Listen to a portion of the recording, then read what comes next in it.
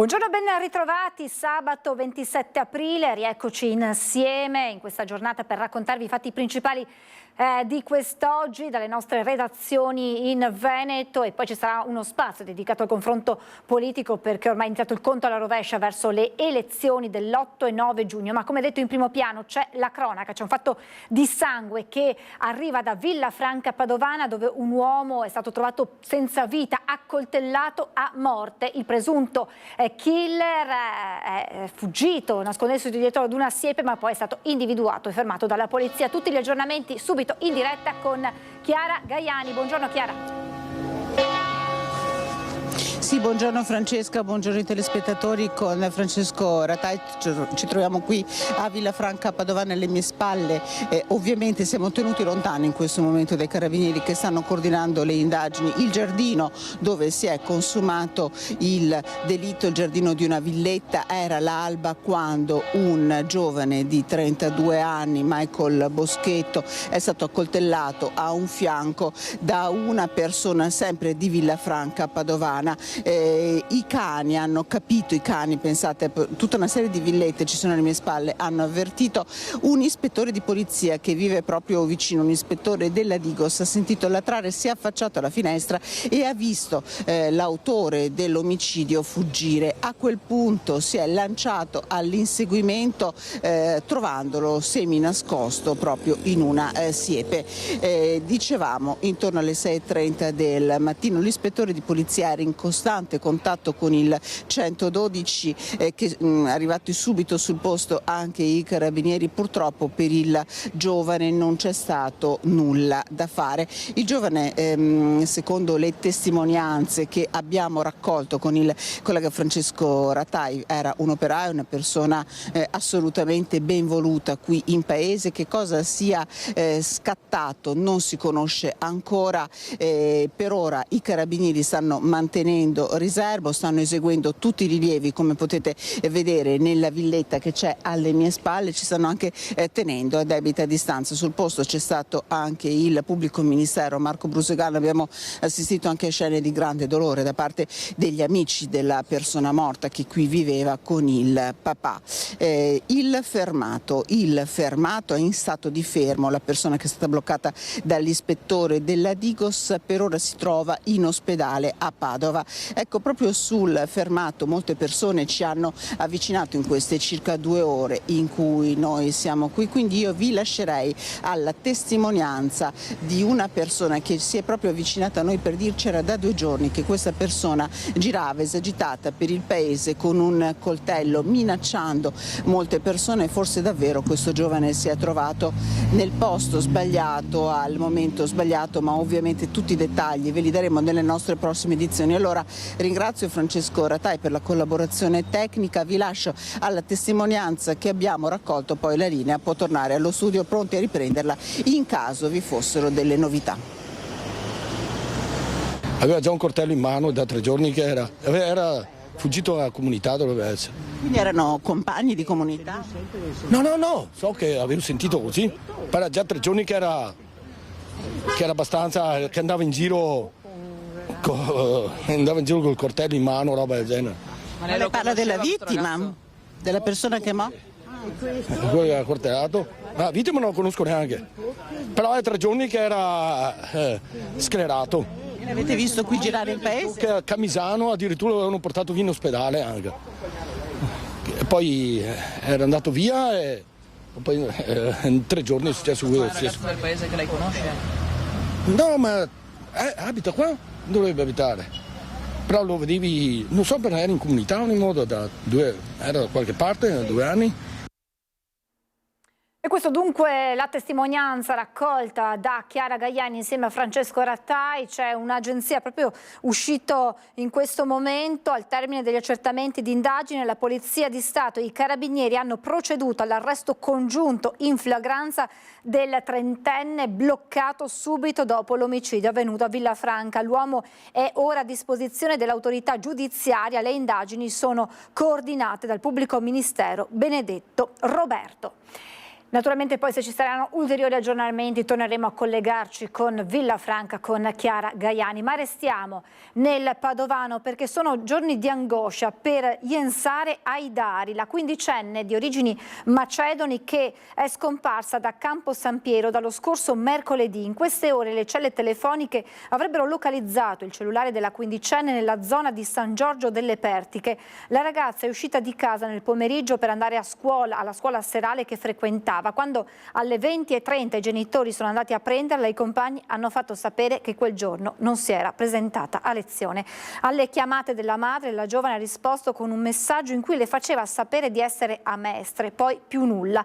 La famiglia ha sporto denuncia di scomparsa. La madre avrebbe ricevuto un ulteriore messaggio con scritto: non preoccuparti, sono viva. La donna però dubita che si tratti della figlia e teme sia opera di qualcuno che la sta trattenendo contro la sua volontà. E noi abbiamo raggiunto pochi minuti fa telefonicamente la mamma della giovane ragazza e sentite il suo appello tra le lacrime. Alle 2:10 di ieri del messaggio che mi ha scritto: ciao a tutti, sto bene, sono viva. Da ieri che non ho notizie sul WhatsApp, non mi scrive. Vi prego, chi la tiene mia figlia in casa, che me la porti a casa perché sono preoccupata. Non sta mai a casa da così giorni da sola, cioè andava tutto bene, mi ha messaggiato: mamma ciao, vado a scuola. Dove sei? Ho detto sono a scuola. E va bene, ho detto vai, e mi ha detto: mamma se puoi, siccome ero a lavoro io, puoi andare da lì e comprarmi del Wooster e anche brioche di quelle del bar. Ho detto va bene, non so se mi ha fatto apposta, mi ha detto così per farmi perdere tempo o cosa, non lo so. Poi alle 8:30 io, ho finito alle 5:30, pensavo che era a scuola la ragazza. Alle 8:30 sono andata a prenderla a via sul CPA perché fa serale lei, via Filippetto a Campo San Piero. Vado lì e aspetto, mi ha aperto la porta quello che pulisce. Sono entrata dentro, c'era un amico suo anche di classe che mi ha detto: aspettate la Jensare? Sì, ho detto, ma Jensare non si è presentata mai in scuola. Io là mi sono preoccupata e gli ho scritto un messaggio: dove sei? Ma lei ha qualche sospetto? Cioè di qualche persona che potrebbe averla presa? No, non lo so, amici, non mi diceva mai niente, non lo so, perché non so cosa dire. Se qualcuno me la tiene in casa o se qualcuno la conosce, vi prego, lasciatela libera. Mi risulta che l'abbiano, forse localizzata in zona San Giorgio delle Pertiche, è Sì, così? sì, via Ungheria, le celle telefoniche risulta che la ragazza è là. Se qualcuno, vi prego, me la portate a casa, lasciate la ragazza libera. Ho chiamato anche quelle delle telecamere che tengono controllo tutto anche San Giorgio delle Pertiche, dove anche sulle zone di stazione. Intervengono anche loro. Vi prego, chi ce l'ha mia figlia, che la tiene in casa, che me la portano, che me la lasciano libera.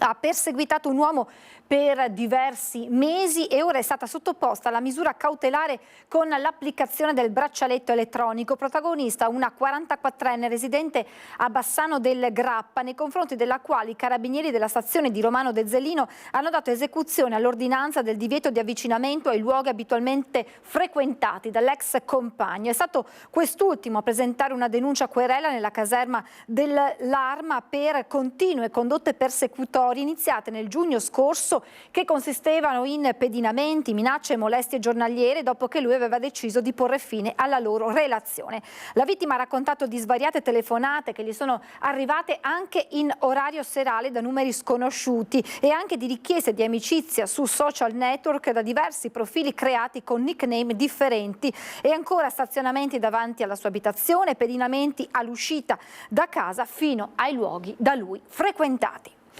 E a proposito di violenza domestica e atti persecutori, a Padova il questore Marco Dorisio ha adottato 101 ammonimenti da inizio 2024.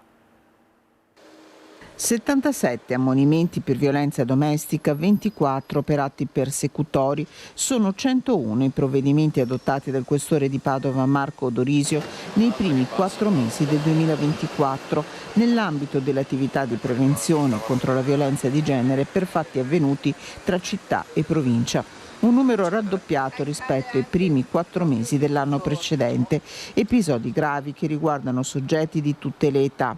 In particolare, nei giorni scorsi è stato adottato un ammonimento per atti persecutori nei confronti di una donna di 45 anni che vive in un comune dell'Interland, che scavalcava il cancello della casa dell'ex fidanzato, arrivando a minacciare sia l'uomo che i familiari sotto l'abuso di sostanze alcoliche. Un altro provvedimento è stato emesso nei confronti di un 51enne padovano che non ha mai smesso di minacciare l'ex compagna con ripetute percosse e minacce di morte.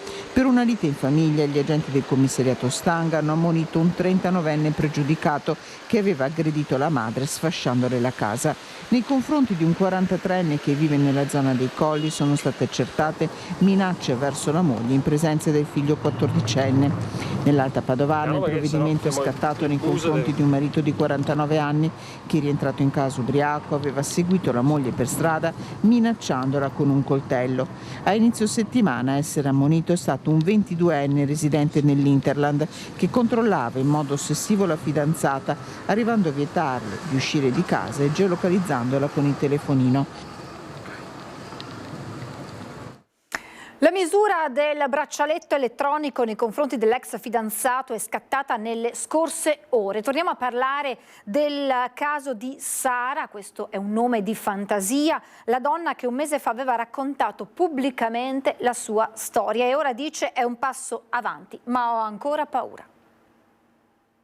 Oggi sono stata dai carabinieri e sono andata a ritirare il dispositivo che si connette con il braccialetto elettronico come è stato previsto dal GIP. Eccolo il dispositivo che dal pomeriggio Sara ha con sé e che dovrebbe tutelarla dai tentativi di avvicinamento dell'ex. Sara, nome di fantasia, è la donna trevigiana che nel marzo scorso, attraverso una lettera pubblica, aveva raccontato la sua storia fatta di violenze e minacce, rivolgendosi a magistratura e forze dell'ordine per chiedere una giustizia veloce. Il presunto stalker, un 40enne trevigiano che ha precedenti per furti e droga, sarebbe arrivato a puntarle un cacciavite addosso, ti sciolgo nell'acido, una delle tante frasi pronunciate. È rimasto il divieto di avvicinamento a 500 metri, è stato aggiunto appunto il braccialetto elettronico. Sono 2 dispositivi che se si incrociano suonano e si avvia in automatico una telefonata alle forze dell'ordine. In Sara ora convivono emozioni contrastanti e non potrebbe essere altrimenti. Da una parte è comunque una limitazione della libertà, diciamo, personale, però effettivamente serve per una questione di sicurezza, per cui da una parte sono anche più tranquilla adesso sicuramente. Sullo sfondo c'è un episodio recente che non può far abbassare la guardia, anche per questo Sara continua ad avere paura.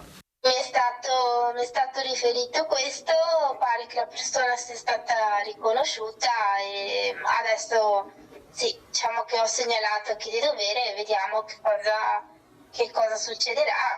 Il 16 maggio l'uomo comparirà davanti al GIP, la speranza della donna è soltanto una. Mi auguro che si arrivi comunque, qualsiasi sia la strada, si arrivi presto a una condanna definitiva, insomma.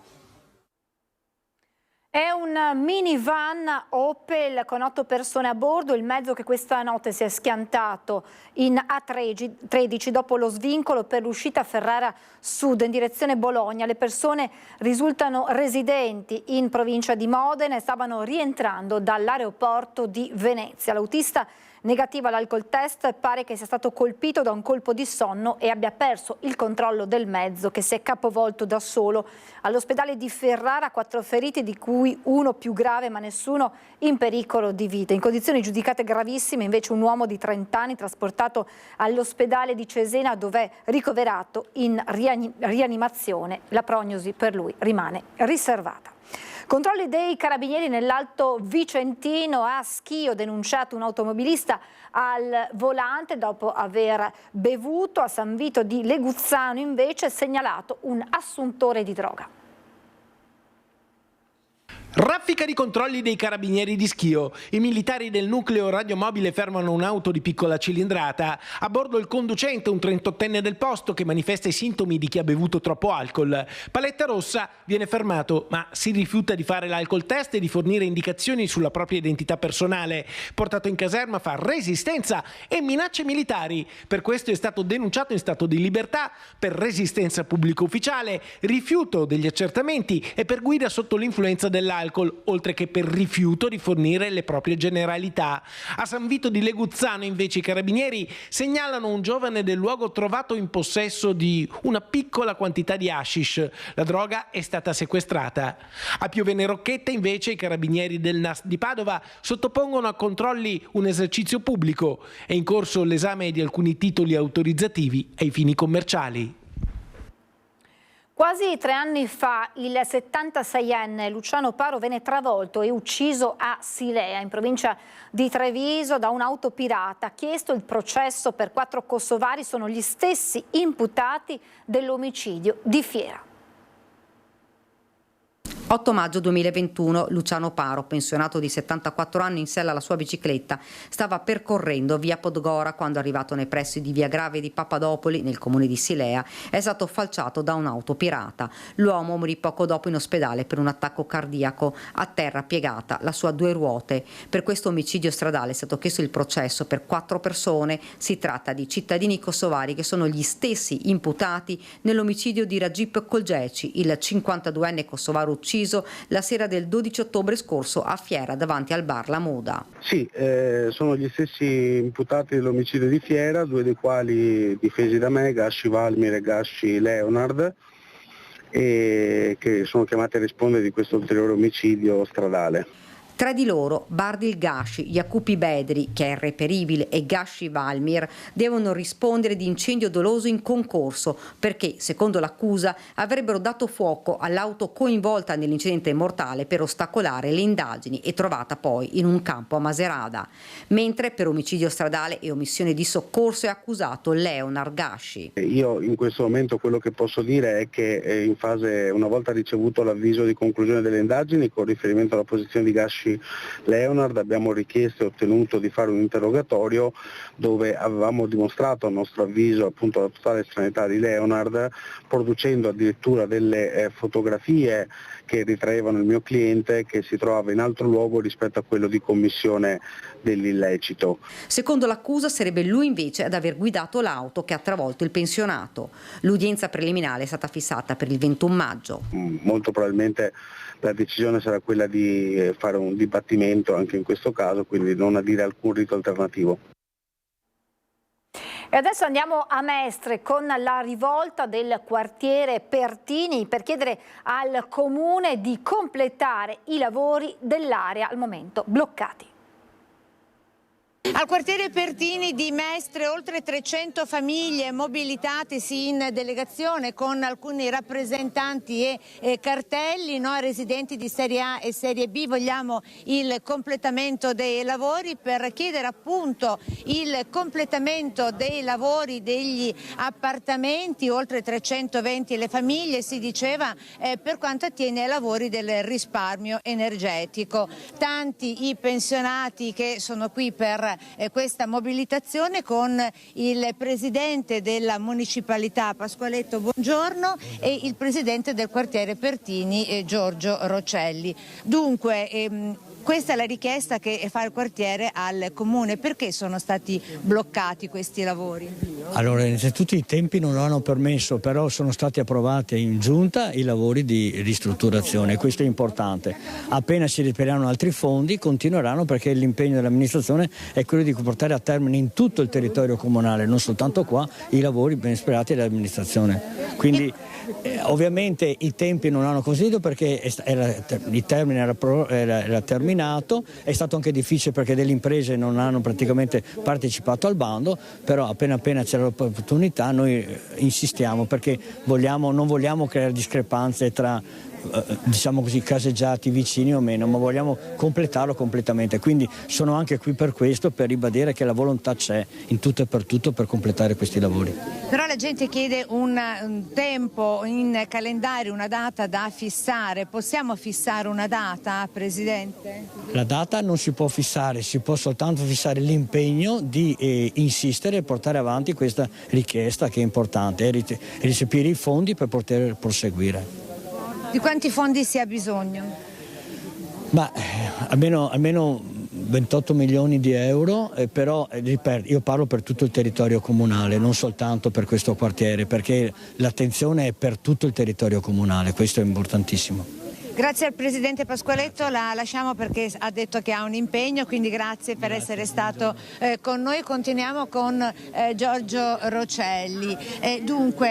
Insomma, di che lavori stiamo parlando che devono essere completati? Sono lavori di ristrutturazione per recuperare l'energia elettrica. In sostanza che cosa servono su queste case? Queste sono state fatte nell'80, i primi anni dell'80, sono state fatte con materiali diciamo di recupero, perché a distanza si vede proprio la cadenza, no? della struttura che ci sono. Allora che cosa si vuole fare?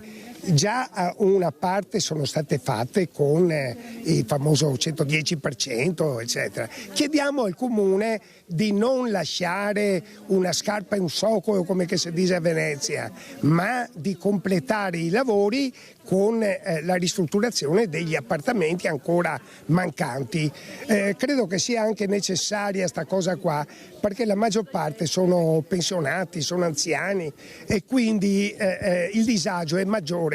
Qui c'è bisogno assolutamente dell'intervento più breve possibile. Capiamo che l'impegno del Comune sarà gravoso, però chiediamo anche che ci siano delle scadenze ben precise per dare una prospettiva ai residenti. Ecco, lei stava brontolando, grazie Rocelli, stava commentando quanto diceva Giorgio Rocelli.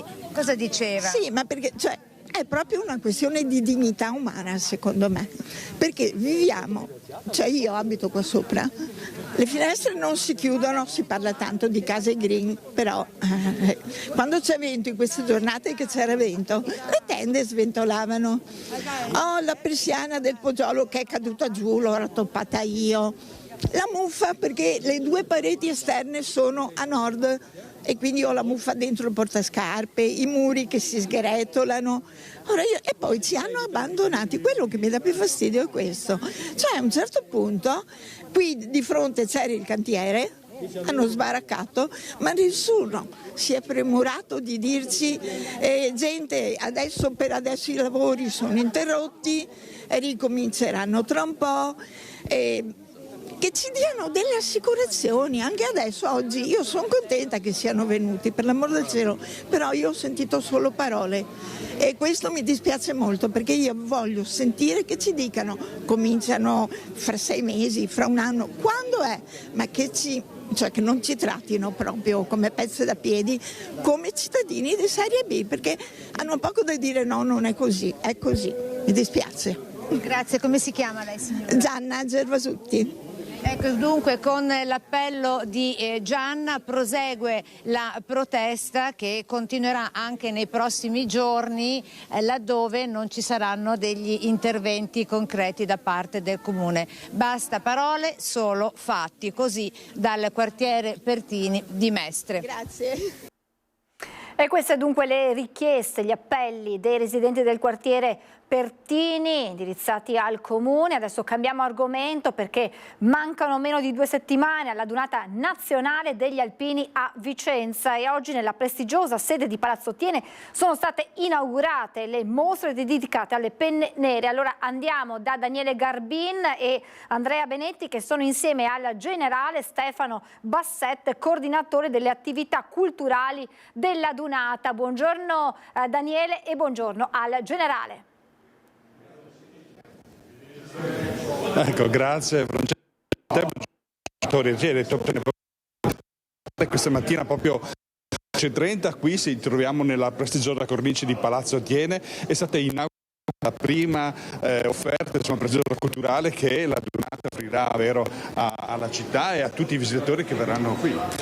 Certo, e abbiamo programmato una serie di ben 22 mostre. E di questo dobbiamo ringraziare soprattutto il Comune che ha messo a disposizione non solo Palazzo Thiene che vedete oggi, ma anche altre meravigliose location che ci permettono di offrire un'offerta culturale decisamente degna di noi. La Dunata è un gioia di ritrovarsi, ma anche un'offerta culturale per la città e la provincia dove andiamo a svolgere la Dunata.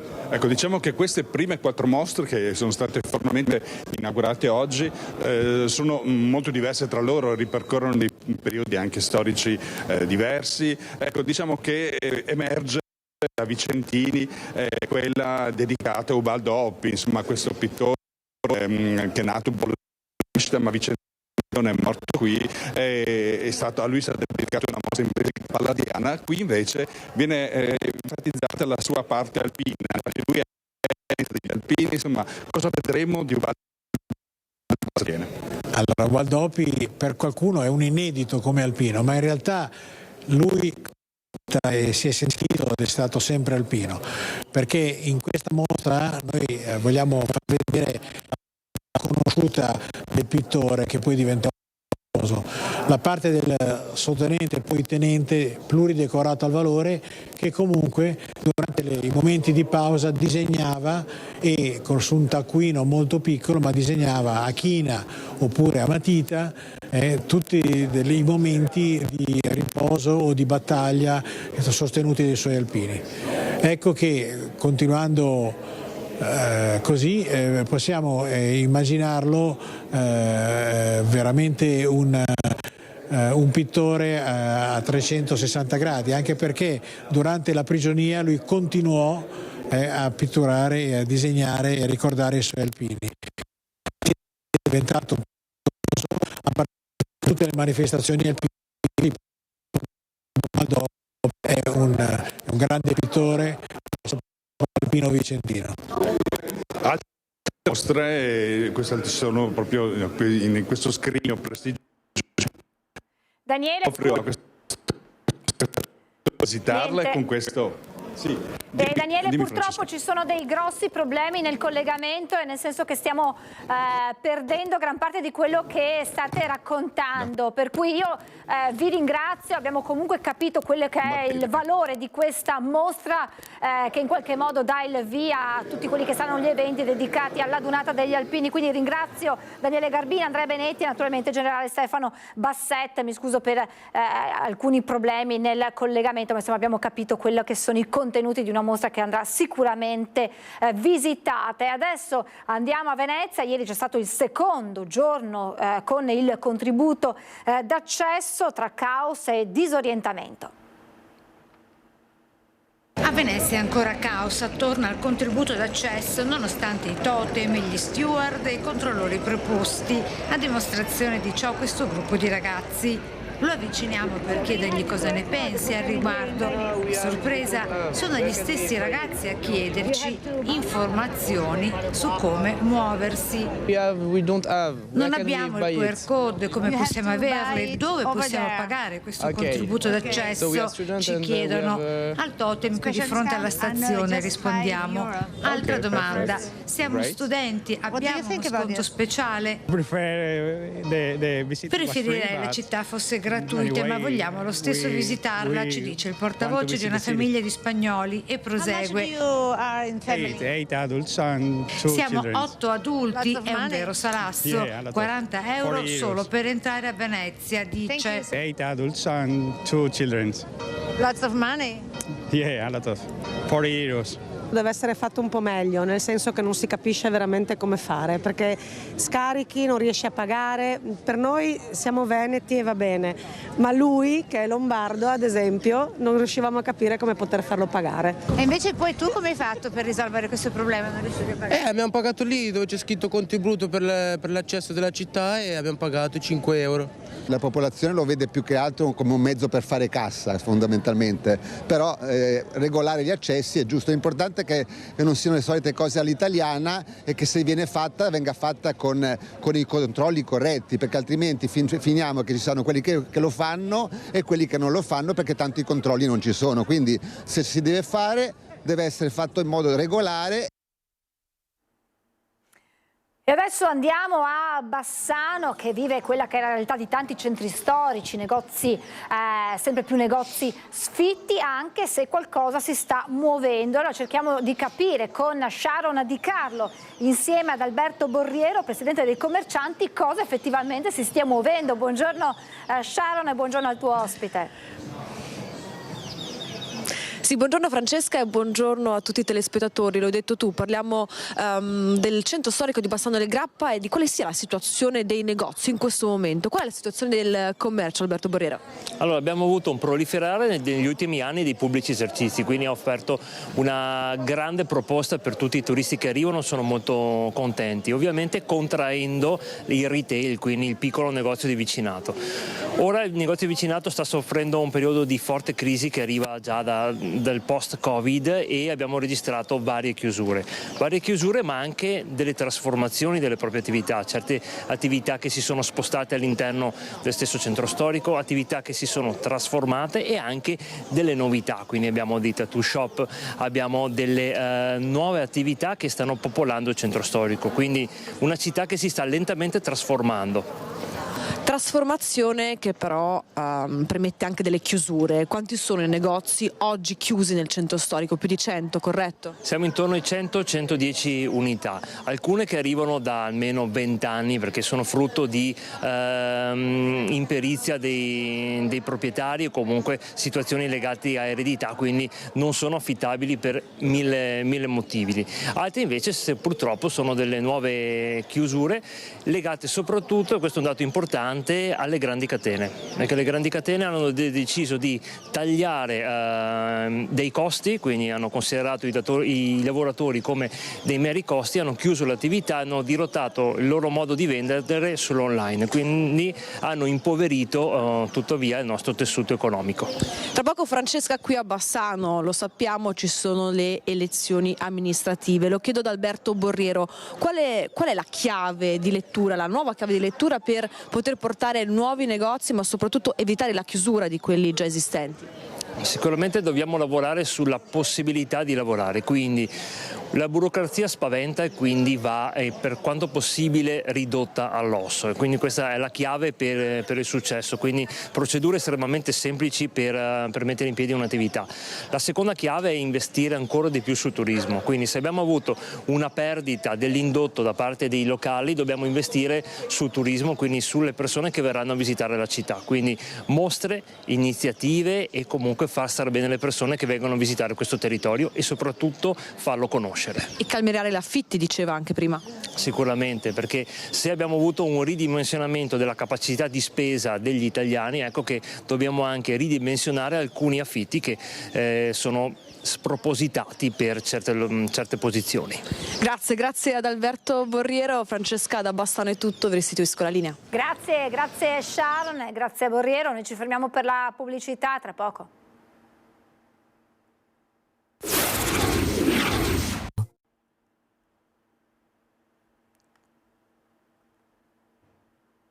Rieccoci in onda, manca davvero ormai poco alla visita domani di Papa Francesco a Venezia, che avrà uno dei momenti più significativi nell'incontro del successore di Pietro con le detenute del carcere della Giudecca. Una forcola in legno, un momento di preghiera dei giovani per Papa Francesco alla salute e la messa a disposizione da parte della Diocesi Patriarcato di Venezia di piccoli alloggi per persone in momentanea difficoltà. Sono questi i doni principali che la Diocesi di Venezia e il Patriarca di Venezia, Monsignor Francesco Moraglia, faranno al Santo Padre in occasione della sua visita a Venezia di domenica, visita che vivrà in carcere nell'incontro con l'arte e le detenute, uno dei momenti più forti. È un evento straordinario perché si riesce a coniugare la bellezza e l'universalità dell'arte con i valori che la Santa Sede, che la religione, che la spiritualità del committente in qualche modo è in grado di offrire alla popolazione detenuta.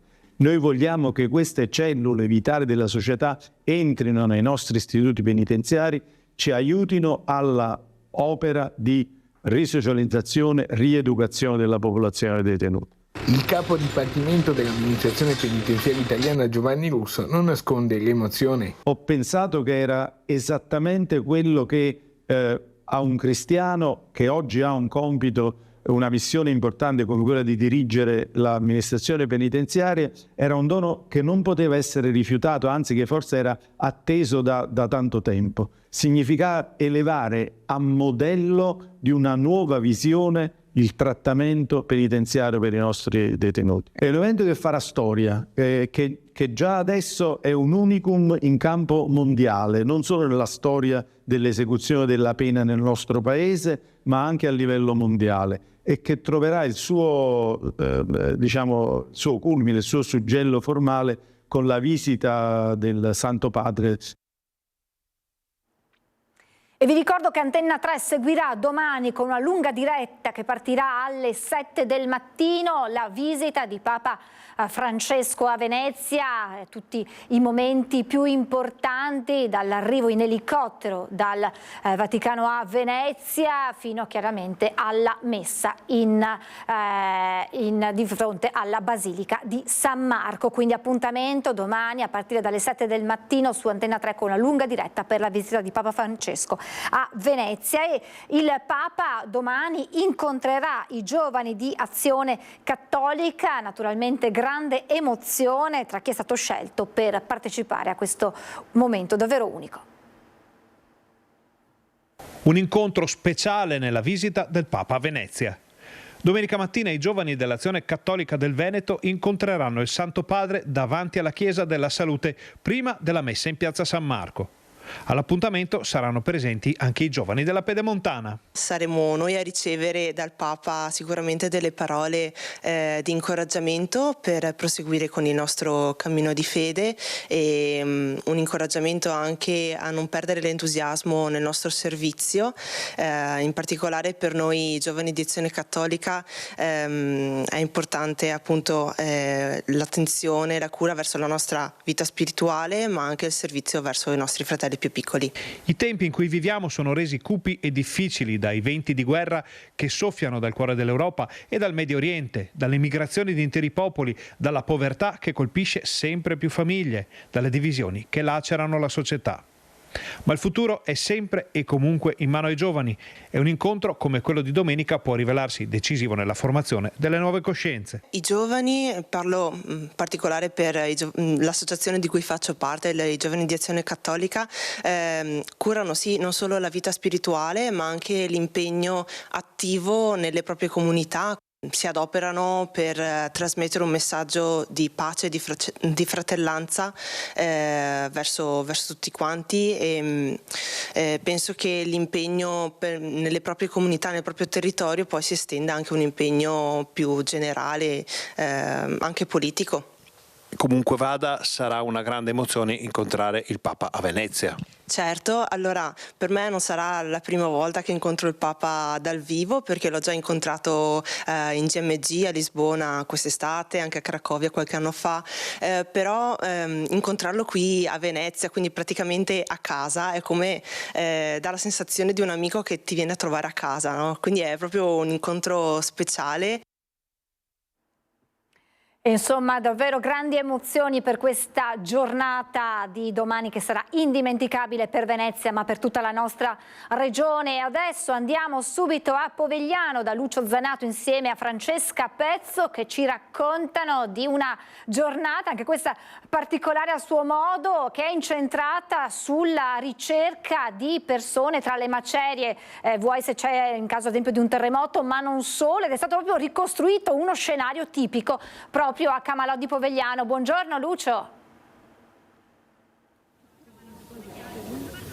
Buongiorno Francesca, buongiorno ai telespettatori di Antena 3. Vi faccio vedere questo frontale di furgone per spiegarvi dove siamo. Intanto Protezione Civile Regione Lazio e poi naturalmente Dogs and Dreams, quindi cani. Qui siamo in un centro di addestramento cani, anzi nel centro di addestramento trevigiano dei cani, ma la prima cosa particolare è il fatto che è stato riedificato sopra una discarica. Questa era una discarica di rifiuti e qui gli alpini hanno ripulito tutto, hanno costruito tutto e hanno pensato a questo centro di addestramento proprio per i cani. Che importanza hanno i cani? Beh, intanto hanno un'importanza fondamentale perché loro con il fiuto riescono a trovare persone all'interno di situazioni di terremoti, di disastri, anche a profondità intorno ai 4 e 5 metri grazie proprio al loro fiuto. E qui ad esempio siamo in 2 punti di questa di addestramento, in questi 3 giorni di addestramento particolari,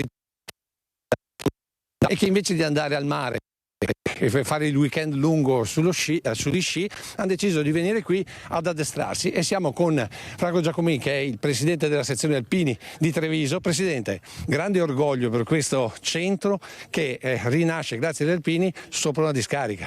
Sì, in effetti è per noi un motivo di grande orgoglio, perché in questa discarica adesso in qualche modo da un po' di tempo è stata riconvertita a campo cinofilo, quindi per addestrare i cani delle nostre unità cinofila, ma anche, come vedete oggi, la presenza di unità esterne, straniere, ma anche di altri luoghi d'Italia, proprio perché il campo è apprezzato da coloro i quali vengono qui, insomma. Come sempre gli alpini quando intervengono mettono sempre a posto le cose. Beh, noi cerchiamo di fare le cose in questo modo. Chiaramente qui devo dire che grazie anche alla capacità e lungimiranza di Bruno Crosato siamo riusciti a fare una cosa effettivamente particolare. Battuta scontata, pronti per Vicenza? Assolutamente sì, siamo pronti, ormai mancano pochi giorni, siamo tutti trepidanti in attesa di questo grande evento. Poi noi ci vediamo là.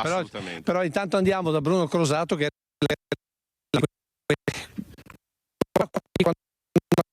si è trovato con una montagna di robe, di macerie, proprio di squasse. E poi cosa è successo? Spianato tutto? Spianato, l'abbiamo ricintato, piantumato degli alberi per dare un senso anche di accoglienza, e dopo piano piano ho portato delle macerie però a norma, che non sono inquinanti, per costruire dei rifugi. Come è venuta l'idea di fare un centro di addestramento? Perché abbiamo bisogno noi della protezione civile. Io amo i cani, anche se non ho il cane, però mi piace trasmettere agli altri cosa fanno il cane, perché per noi il cane lavora per 10 volontari. Allora intanto facciamo vedere che cosa sta facendo questo cane, Francesca, che è diciamo l'addestramento. Bruno, ma qui arrivano non solo dalla provincia di Treviso, dal Veneto? Da tutta Italia e anche dall'estero. In effetti, Francesca, poi noi sentiremo un addestratore che arriva addirittura dalla Slovenia, mentre dalle nostre spalle c'è un altro addestratore, anzi lui, eccolo qua, l'abbiamo spostato apposta, lui arriva invece dal Galles. Sentite appunto che gli sta insegnando, in questo caso gli sta insegnando l'ubbidienza. Questo è un cucciolo di 1 anno e sta imparando certi movimenti, certe condotte, cose del genere. Ecco, però siccome abbiamo poco tempo andiamo direttamente dall'altra parte, no? Giusto Bruno?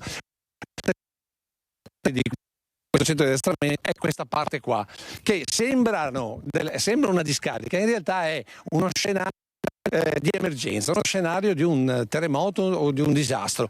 Abbiamo il nostro addestratore, il suo nome e il suo cognome? Roman Starman. Lei viene da Koper, Capodistria, sì, dalla Slovenia. E lei è un addestratore? Sì.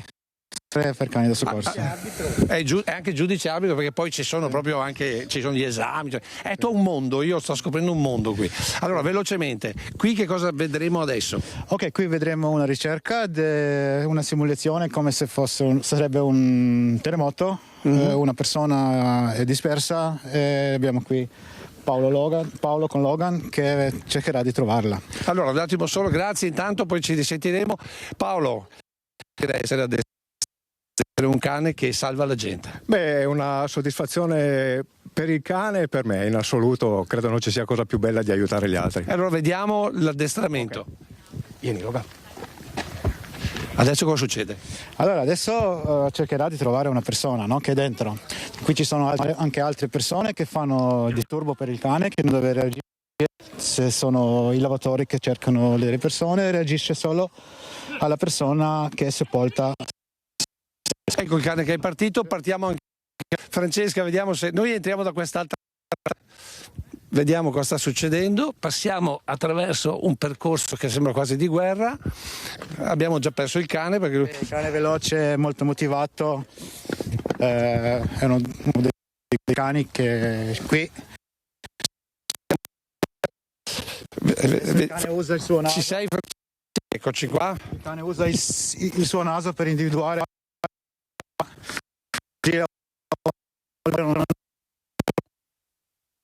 del cane, no? Ma è proprio persone anche sotto di diverse, anche 4 che di più, sì. Ecco Francesca che così fa vedere il cane che si sta vicino. Noi sappiamo dove è nascosta. Sì, il cane certo no.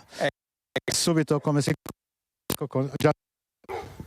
Ecco, sentite che sta abbaiando, e questo cosa significa? Significa che adesso ha trovato una persona, no? Certo il cane non lavora qui perché vuole salvare la persona, il cane lavora per il suo premio. Per il cane è un gioco, non sa che il reale...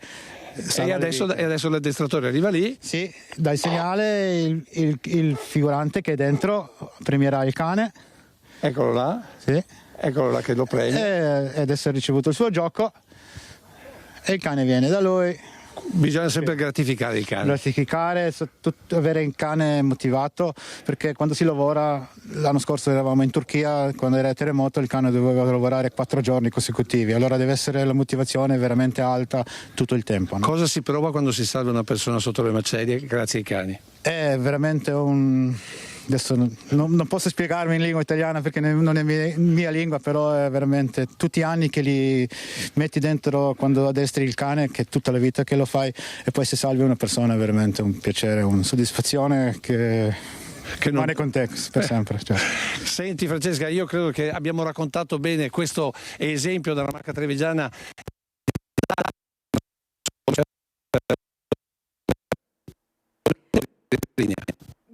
Grazie davvero Lucio e grazie a tutti i tuoi ospiti. Purtroppo anche stavolta qualche problema nel collegamento, oggi non siamo particolarmente fortunati, ma è stato molto bello vedere come questi cani insieme ai loro addestratori si muovono in alcune situazioni così delicate come può essere ad esempio il caso di un terremoto. E adesso la politica, ve l'avevo annunciato perché ormai è davvero iniziato il conto alla rovescia verso le elezioni dell'8 e 9 giugno. E allora saluto Nicolò Rocco, buongiorno, di Azione Italia Viva, capogruppo in Consiglio Comunale a Treviso, e saluto in collegamento Andrea Zanoni del Partito Democratico in Consiglio regionale. Grazie Zanoni per essere con noi, buongiorno. Buongiorno a tutti, buongiorno. Allora io partirei subito con voi facendo un passo indietro, andiamo alle celebrazioni del 25 aprile perché se ne continua a parlare, si continua a parlare di un antifascismo in qualche modo negato, eppure anche nelle celebrazioni, lei era presente tra l'altro Rocco a Treviso, il sindaco Conte nel suo discorso ha detto Treviso non sarà mai fascista, io mi dichiaro antifascista e ne sono orgoglioso, ma durante il discorso del ministro Nordio sono partiti i fischi da parte di una componente della piazza quando lui ha detto ci chiedono se siamo antifascisti, ma ma è una domanda retorica perché abbiamo giurato sulla Costituzione. E sul discorso di Nordio è tornato il presidente di Ampi Treviso, Varnier, che Lucio Zanato ieri ha intervistato. Allora partiamo dalle parole di Varnier e poi le commentiamo insieme a Zanoni e a Rocco. Sentiamolo.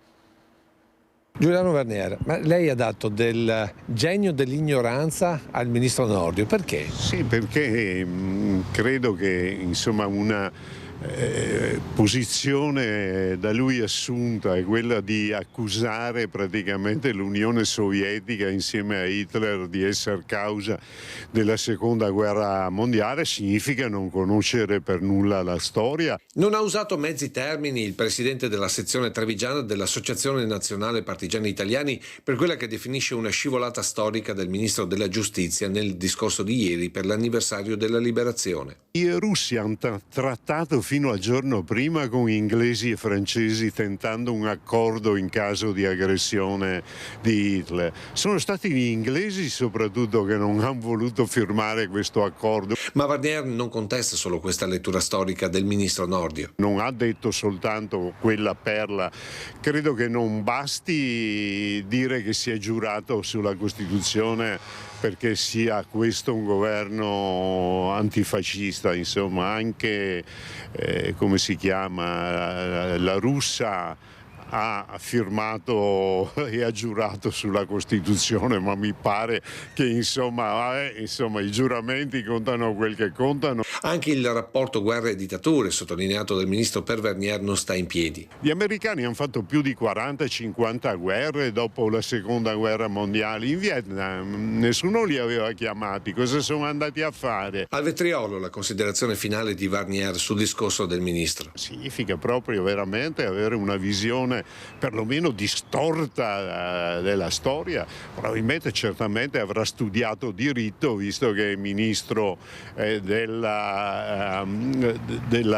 ministro della giustizia, ma insomma la storia la conosce abbastanza poco, insomma. Forse se insegnassero di più la storia nelle scuole forse anche il ministro sarebbe più preparato e non si farebbe fischiare la prossima volta. Insomma, non va leggero nella sua lettura Varnier, da dire che il sindaco Conte, subito dopo la conclusione della cerimonia in Piazza Indipendenza, aveva detto sono state mal interpretate le parole del ministro Nordio. Parto da lei, Rocco, che era proprio in piazza, e poi vado subito da Zanoni. Allora, io ho percepito subito che quando Nordio si è avvicinato al microfono per parlare, la piazza stava già reagendo male, quindi quello che un pochino è dispiaciuto è stato sentire dei fischi preventivi. Io mi auguro insomma che questi fischi, più che alla persona, possano essere in qualche modo a un governo, anche se anche in quel caso secondo me è sbagliato perché il 25 aprile dovrebbe unire e non dividere, ma magari a un governo che effettivamente a questo 25 aprile non è arrivato proprio in formissima dal punto di vista in qualche modo della valorizzazione anche di questa ricorrenza, che vorrei ricordare è una ricorrenza che è stata istituita dal Presidente De Gasperi, è una ricorrenza che deve unire gli italiani, non deve dividere gli italiani.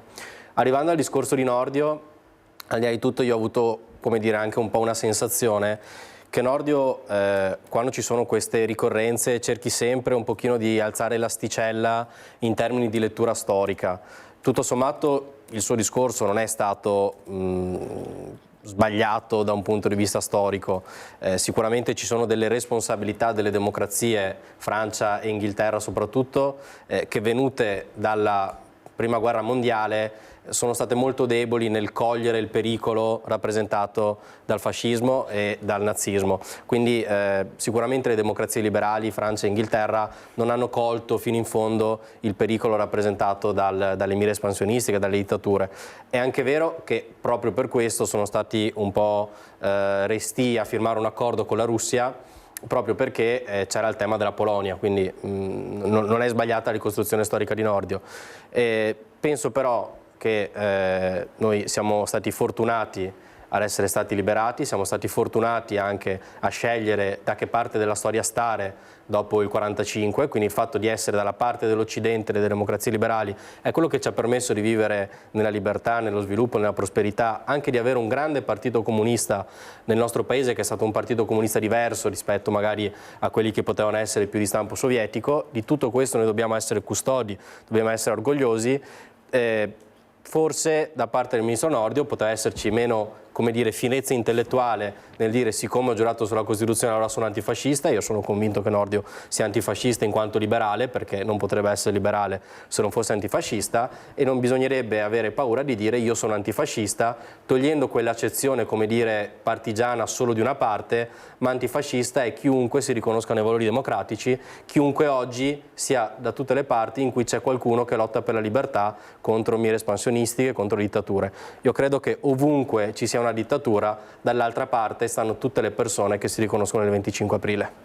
Andrea Zanoni, noi abbiamo titolato l'antifascismo negato perché dopo le celebrazioni del 25 aprile molti hanno detto non si riesce, da qualche parte politica non si riesce a pronunciare questa parola antifascismo. Io le chiedo questo, ma le chiedo anche una lettura di questi fischi al ministro Nordio, in quanto rappresentante di un governo che viene additato verso una corrente?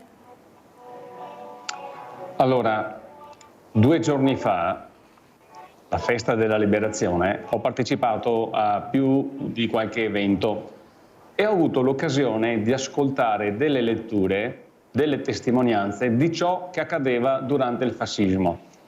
C'erano persone che venivano sequestrate, persone che venivano torturate, persone che non potevano... voi mi sentite?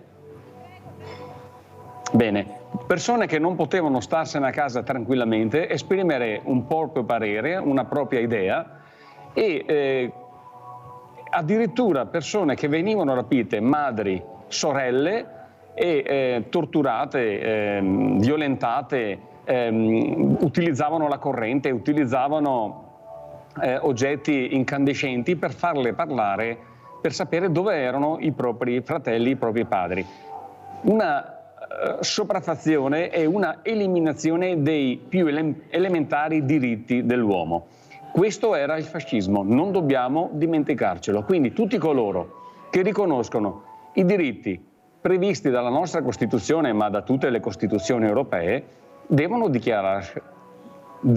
dichiararsi antifascisti. Qual è il problema?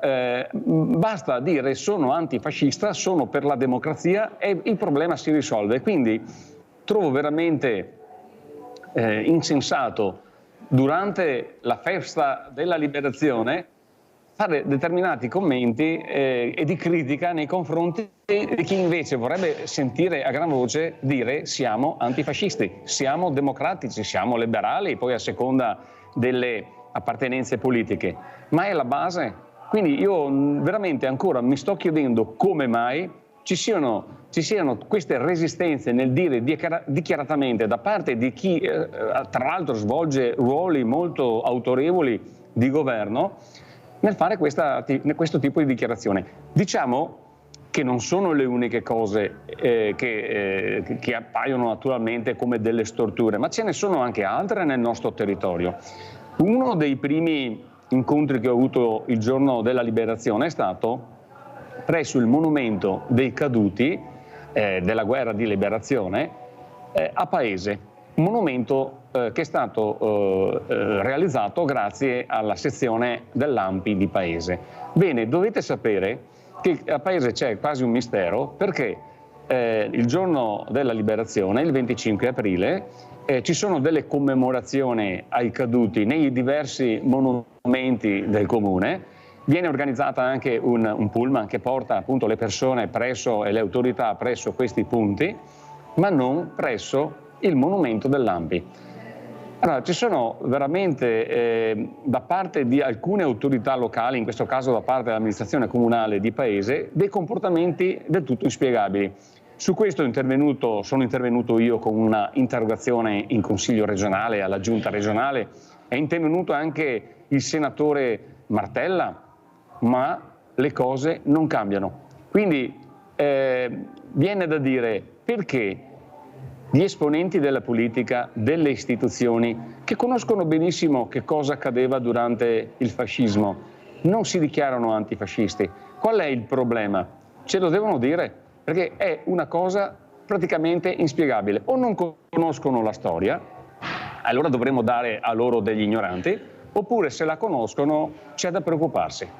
Guardi, io senza voler far polemica ricordo alcune scene di sangue di poliziotti mandati a picchiare degli studenti del liceo, dei minorenni. Questo è accaduto 2 mesi fa.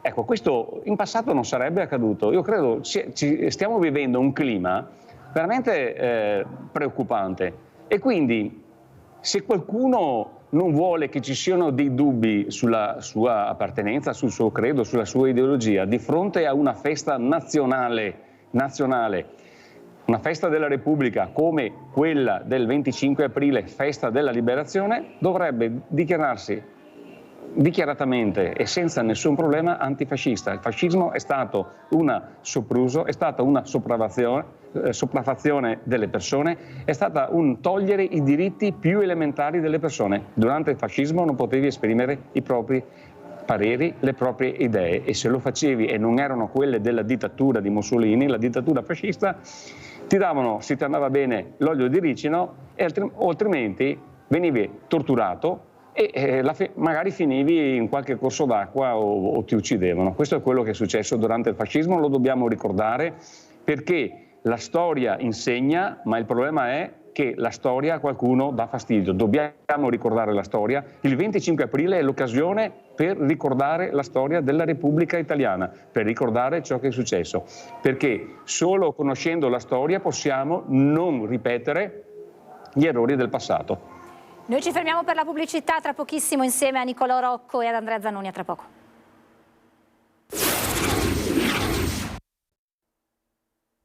Rieccoci in diretta, insieme a me Nicolò Rocco di Azione, in collegamento Andrea Zanoni del Partito Democratico. Rocco, ha sentito le parole forti di Zanoni in questa analisi della situazione, cosa ne pensa? No, ma io le condivido, mi viene soltanto, tra virgolette, da difendere la posizione di Nordio, un po' perché dal mio punto di vista il fatto che si festeggi il 25 aprile la libertà di parola, la libertà della democrazia e fischiare una persona prima ancora che prenda parola mi è sembrato, come dire, una forma di intolleranza che poi in qualche modo può essere che rientri in quella reticenza che hanno alcuni. Io mi definisco senza alcun problema antifascista, io sono antifascista, però magari per alcune persone la parola antifascista rischia di essere una caratterizzazione e io mi chiedo oggi, ma chi è antifascista? Cioè antifascista per me è oggi chi sostiene l'Ucraina nell'intervento militare contro la Russia. Antifascista è chi il 25 aprile a Milano, e penso a Carlo Calenda, ha sfilato difendendo la Brigata Ebraica, perché la Brigata Ebraica era con la resistenza, era con i partigiani, e oggi il fatto che alcune persone, magari filo-palestinesi, per motivi politici attacchino e non permettano alla Brigata Ebraica di sfilare solo perché condannano, ma com'è assolutamente condannabile, il governo di Netanyahu senza però difendere anche le posizioni di Israele, dal mio punto di vista anche quello è fascismo, per cui l'importante è fare memoria ma difendere sempre l'antifascismo come forma di libertà nei confronti di ogni tipo di sopraffazione. Oggi secondo me il fascismo è la Russia, oggi il fascismo rischia di essere chi ha fatto un intervento il 7 ottobre andando a prendere le persone che liberamente stanno vivendo, e sto parlando di Hamas, e sicuramente il ragionamento che ha fatto Nordio comunque sui nazionalismi è un ragionamento che può andare benissimo anche su Netanyahu, però voglio dire non si può essere per la libertà soltanto quando la libertà in qualche modo rientra nella mia visione del mondo. Bisogna essere per la libertà sempre e comunque, quindi difendere la democrazia che è il nostro modello di cui a volte secondo me in Occidente un pochino ci vergogniamo. Invece noi siamo fieramente democratici, essere democratici significa essere antifascisti.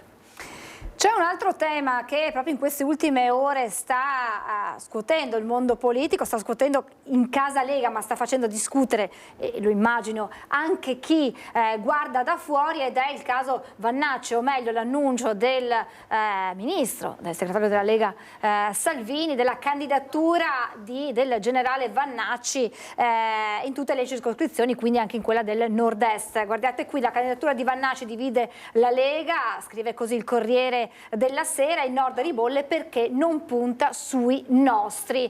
Andrea Zanoni, da avversari, come vedete questa candidatura di Vannacci? Ma penso siano problemi interni alla Lega, capisco i mal di pancia perché conosco molti colleghi della Lega che non hanno accettato di buon grado questa candidatura. Quello che mi invece sentirei di dire è che quando si scrivono libri dai contenuti orripilanti, dove si fa omofobia, dove si condannano le minoranze, dove si criticano le minoranze, dove di fatto non si riconosce la libertà di pensiero, di orientamento sessuale, o anche alcune difese che vengono fatte del patrimonio, dei patrimoni, dei beni comuni. Ricordo che Vannacci nel suo libro a un certo punto si meraviglia che ci siano delle associazioni che tutelano la natura, che tutelano gli animali selvatici. Ecco, io credo che un generale dovrebbe conoscere la Costituzione, dovrebbe conoscere la legge numero 1, la madre di tutte le norme che abbiamo nel nostro Stato democratico, cioè la Costituzione, che riconosce i diritti alle minoranze, che ha inserito come tutela anche la biodiversità, l'ambiente, gli animali, perché lui si scaglia proprio anche contro quelle associazioni che oltre a difendere molte minoranze, difende anche la natura. Ecco, io credo che il problema sia proprio come la pensa Vannacci. Io sinceramente mi chiedo, una persona che ha questi non valori, che cosa andrebbe a fare e proporre in un Parlamento europeo? Quindi la questione è avere in una Repubblica democratica come la nostra delle candidature che sostengono dei principi che sono illiberali, anticostituzionali, contro le minoranze. Questo io credo sia il problema. Dopodiché mi viene a dire anche un'altra cosa, con tutto rispetto delle persone che frequentano i bar, ma i peggior discorsi che si fanno nei bar, magari di fronte anche a qualche ombra in più, sono praticamente, a mio avviso, la parte fondamentale dei contenuti del testo di Vannacci, perché tutte quelle cose impronunciabili, tutte quelle idee, diciamo, appartenenti a mondi estremi e anche, diciamo, poco democratici, sono state condensate in quel libro. Al bar si parla spesso anche di cose interessanti. Lui ha preso tutte le peggior cose che escono da chi magari ha alzato il gomito e le ha messe assieme. Io mi sto chiedendo come un partito che si professa democratico oggi riesca a candidare un personaggio del genere, ma diciamo che sono in buona compagnia, nel senso che, come avete ricordato in premessa, sono gli stessi appartenenti alla Lega ad avere dei grossi mal di pancia. Certo che non fa un bel vedere avere in Italia candidati del genere. Comunque saranno gli elettori a decidere. Io mi auguro veramente che in Parlamento entrino persone, uomini, donne, per difendere i valori degli italiani, dei veneti, i diritti dei cittadini, tutelare il lavoro, tutelare l'ambiente, difendere l'ambiente e soprattutto sostenere la transizione ecologica necessaria affinché questa crisi climatica non ci distrugga per sempre, perché il problema da risolvere è la siccità, il problema da risolvere sono gli uragani, il problema da risolvere sono le trombe d'aria, sono i tornado. Ricordo che già dal 2015 abbiamo avuto il primo tornado in Veneto che ha raso al suolo Villafini, ricordo Vaia. Il problema sono le grandinate con chicchi grossi come arance, come mele. Dobbiamo arrivare alla tutela dell'ambiente, alla transizione ecologica, all'attuazione del cosiddetto patto per il clima, il Green New Deal, che ci porterà a una nuova Europa più sostenibile, più pulita, meno inquinante. È quello che dobbiamo andare a fare in Europa. Io non so persone come Vannacci che cosa vorrebbero fare in merito a tutto ciò, considerato quello che lui ha scritto. Mi vengono i brividi solo a pensare ad alcune affermazioni che ha fatto in quel libro. Nicola Rocco. Penso che la candidatura di Vannacci, da un punto di vista politico, poi a me non piace entrare nelle dinamiche degli altri partiti, però sia un po' il sintomo della fine della leadership di Salvini.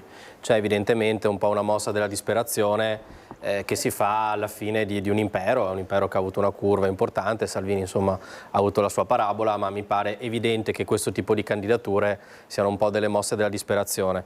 E dispiace perché io per esempio conosco Alessandro Manera ed è una persona assolutamente preparata, e torno sul ragionamento che stava facendo Andrea, come io faccio l'in bocca al lupo ad Andrea, che è persona altrettanto appassionata e generosa sui temi di cui in qualche modo porta avanti le istanze. Noi nel momento in cui stiamo votando per il Parlamento europeo stiamo votando le persone che andranno a decidere sui dossier importanti per il nostro sviluppo. Quello che mangiamo, cosa faranno i nostri agricoltori, come alimenteremo le nostre imprese da un punto di vista energetico.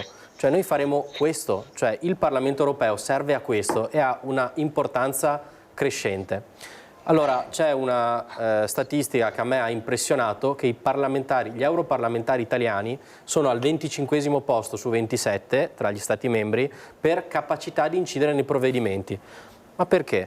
Perché noi non mandiamo delle persone che hanno delle competenze specifiche, che possono rappresentare un territorio. Il Nord-Est è un territorio che ha bisogno di grande rappresentanza, perché il Green Deal pone degli obiettivi straordinariamente importanti, ma oggi non sta dicendo come quegli obiettivi siano raggiungibili non solo dalla Francia, che ha il nucleare e che quindi alimenta la transizione ecologica già con energia pulita, ovviamente nel mix energetico con le rinnovabili, ma come lo facciamo noi che non siamo indipendenti da un punto di vista energetico e che stiamo in delle filiere che sono molto energivore, tutta la filiera della metalmeccanica, quindi noi abbiamo delle filiere che sono molto energivore e non abbiamo tutela dal punto di vista della transizione ecologica, pur noi dovendo diventare dei leader della transizione ecologica. I parlamentari che noi votiamo e che andranno al Parlamento europeo dovranno andare a decidere di questo, dovranno essere presenti nelle commissioni, non possono essere 25° su 27, se no poi è ovvio che noi nella tassonomia verde che decide quelle che sono le energie pulite non tocchiamo palla e decidono tutto i francesi e i tedeschi. Ma perché? Perché noi vediamo le elezioni europee come uno show continuo. Candido la showgirl, candido il generale Vannacci.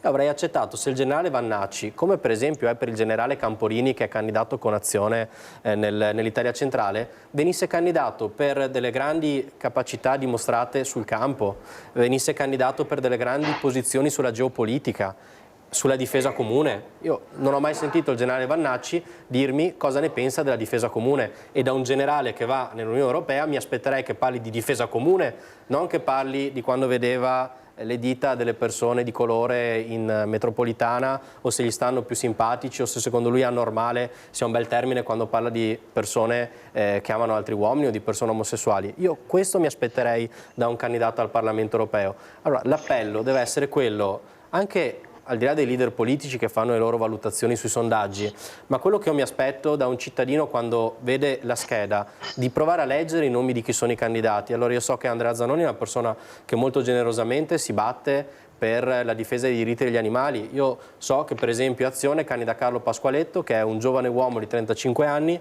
che ha sfruttato Industria 4.0 per accompagnare le imprese a digitalizzarsi e quindi diventare più produttive, e oggi si candida perché ha costruito un'azienda che ha 70 dipendenti partendo da zero.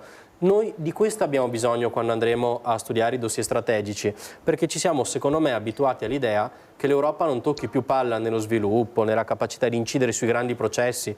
Penso alla carne sintetica, alla transizione ecologica, penso all'idrogeno, penso ovviamente all'intelligenza artificiale. Su tutte queste cose noi pensiamo di poter al massimo essere succursale degli Stati Uniti per la ricerca e succursale commerciale della Cina. E invece l'Europa deve avere un ruolo strategico importante, deve guardare all'Africa, che è un continente che si sta sviluppando tantissimo, e pensare di essere l'unico continente del mondo occidentale che è in grado di parlare e di pensare all'Africa a uno sviluppo in termini di partnership e non soltanto di difesa per quanto riguarda il Mediterraneo. Quindi alle elezioni europee guardiamo le liste, facciamo in modo di mandare europarlamentari che difendano anche l'interesse italiano, ma come? Cercando di rendere più forte l'Europa sui programmi. La cosa importante è mandare persone competenti, perché se non tocchiamo palla in Europa, poi alla fine alimentiamo questo circo mediatico, ma noi ci impoveriamo, il nostro potere d'acquisto è dimezzato, i salari in Francia e Germania sono cresciuti del 40% e invece noi effettivamente stiamo soffrendo una fase di stagnazione dell'economia,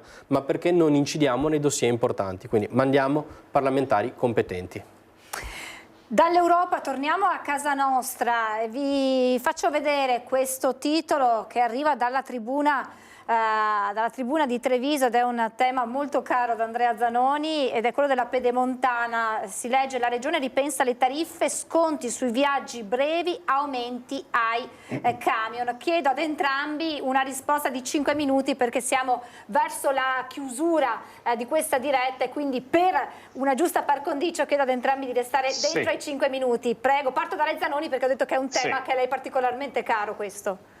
Se verrò eletto al Parlamento europeo, naturalmente una delle prime cose che farò sarà evidenziare come l'attuale gestione della superstrada pedemontana veneta, che sta creando dei buchi milionari che minacciano anche la sanità veneta, sia in contrasto col diritto comunitario per quanto riguarda i project financing, perché in questa opera abbiamo spostato il rischio di impresa all'interno della regione, cioè ce lo siamo portati in casa facendo un errore madornale. Questa è una delle prime cose che farò, naturalmente, oltre che a seguire tutti quei pacchetti di norme che metteranno in pratica il Green New Deal, cioè la riconversione ecologica ed energetica, e per quanto riguarda l'industria, il mondo del lavoro, i trasporti, l'agricoltura, arriveranno moltissimi fondi, poi anche per l'efficientamento delle abitazioni, e quindi bisognerà essere molto presenti nelle commissioni e in Parlamento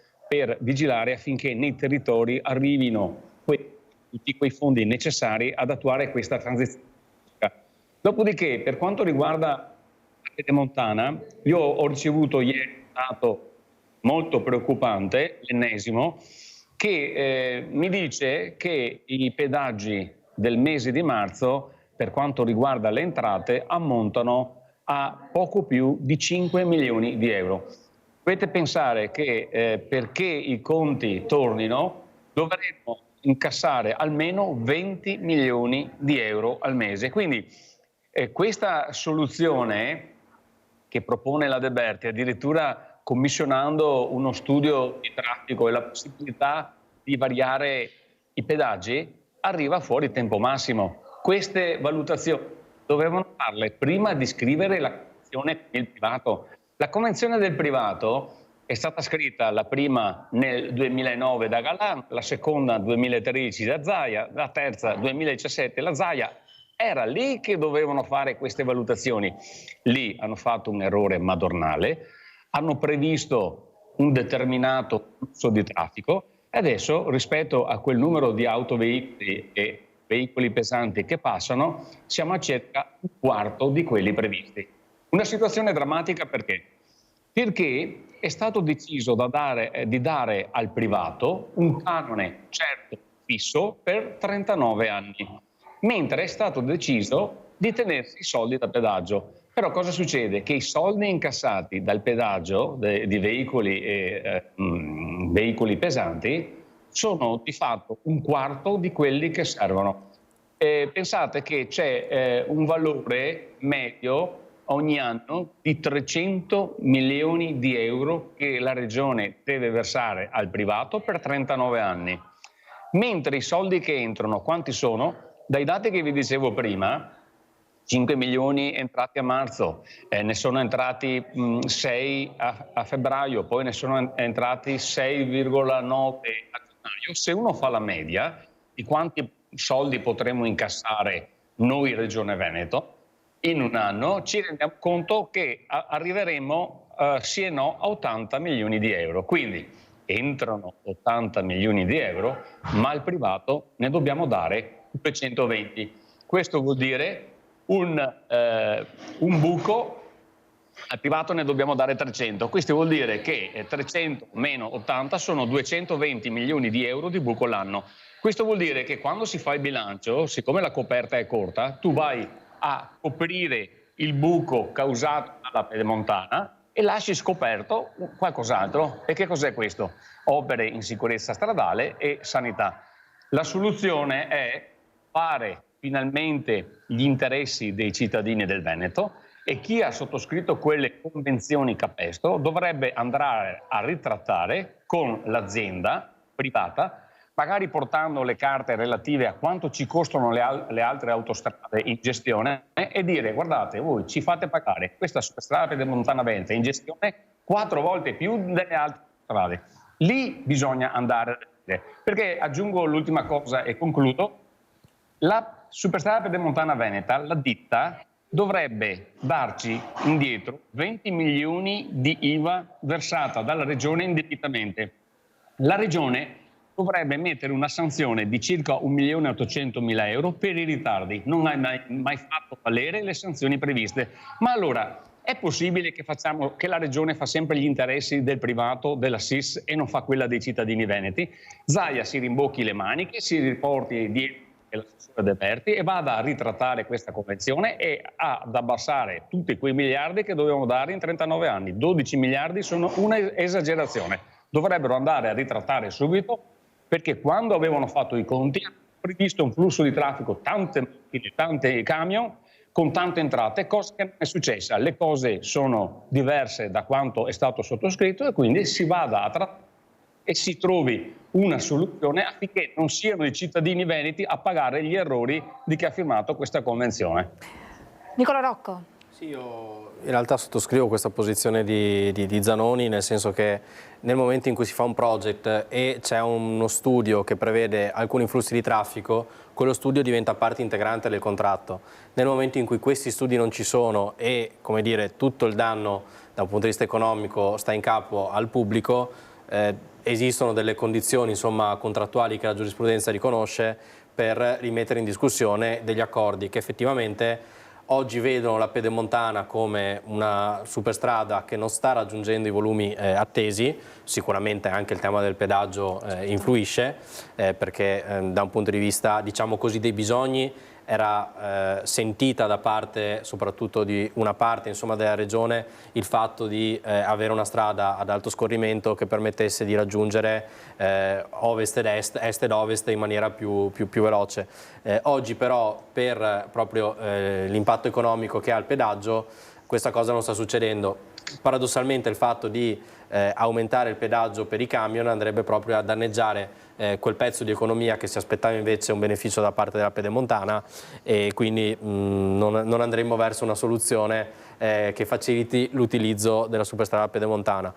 Quello che secondo me sarebbe importante provare a rispolverare e tirare fuori dal cassetto, anche in previsione, insomma, delle grandi infrastrutture di cui ha bisogno la nostra regione, dovrebbe essere la metropolitana di superficie. Quella secondo me è la grande incompiuta, la grande mancanza, e quello che manca in questo momento è la metropolitana di superficie per rendere il Veneto un po' più, diciamo, moderno da un punto di vista, insomma, della viabilità.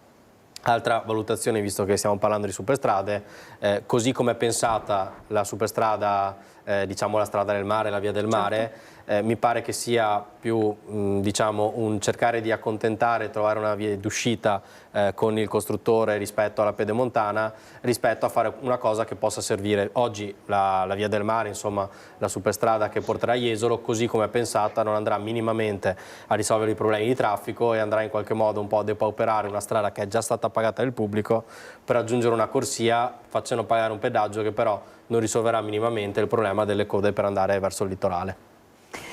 Noi siamo ormai in chiusura, abbiamo toccato tante tematiche, dalle elezioni europee, abbiamo capito da Nicolò Rocco e Andrea Zanoni quelli che saranno i punti sui quali si dovrà intervenire per l'Europa del futuro, ma poi abbiamo parlato anche di temi molto più vicini a noi, che sono come quello appunto della pedemontana. Io ringrazio Nicolò Rocco di Azione, grazie ad Andrea Zanoni del Partito Democratico, naturalmente da qui all'8 giugno ci sarà sicuramente ancora tempo per chiacchierare insieme a voi e affrontare nuove tematiche. Io ora vi lascio, ci sono le previsioni del tempo, la pubblicità e poi agricoltura, poi a seguire dalle 14 Cook Academy, trasmissione di cucina condotta da Cristina Lunardini con Giustin Matera, e alle 14.30 l'immancabile film Oggi Gerarchi si muore. Grazie ancora a Nicolò Rocco e Andrea Zanoni, grazie a voi per averci seguito, buon proseguimento su Antena 3.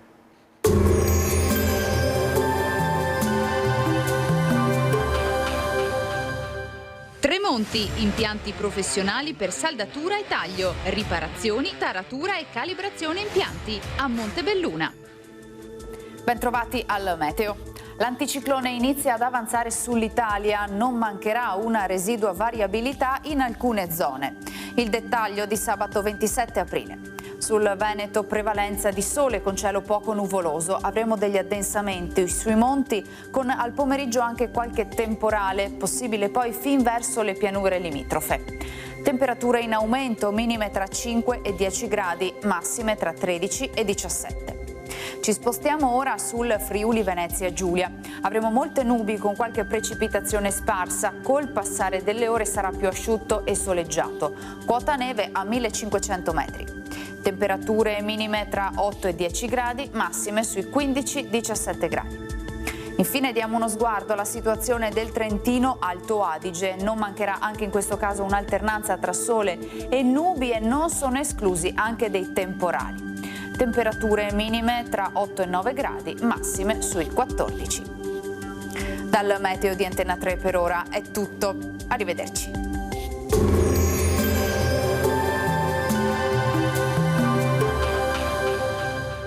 Tremonti, impianti professionali per saldatura e taglio, riparazioni, taratura e calibrazione impianti a Montebelluna.